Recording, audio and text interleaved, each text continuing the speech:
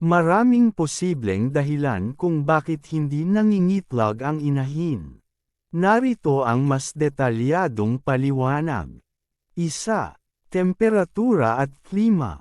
Ang malamig na panahon o sobrang ulan ay maaaring magdulot ng stress sa mga inahin, na nagreresulta sa hindi pag-itlog.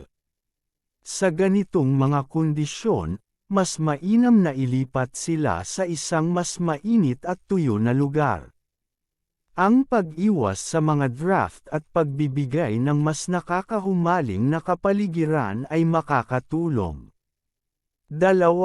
Nutrisyon at timbang. Ang sobrang timbang o pagiging sapola ay pangunahing sanhi ng hindi pag-itlog. Kung sobra ang kanilang timbang, maaaring kailanganin mong bawasan ang kanilang pagkain. Isang beses na pagpapakain sa umaga at pagtutok sa tamang nutrisyon ay mahalaga. Siguraduhing mataas ang kalidad ng kanilang pagkain at may sapat na bitamina. 3. Ilaw. Ang tamang exposure sa liwanag ay mahalaga para sa mga inahin upang maging aktibo at mag-itlog.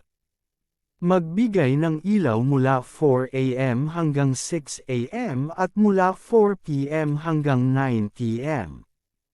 4.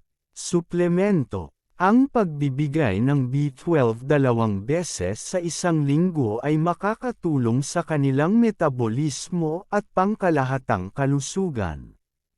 5.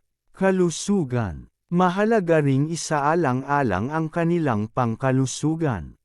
Ang mga sakit o parasitiko ay maaaring makaapekto sa kanilang kakayahang mangitlog.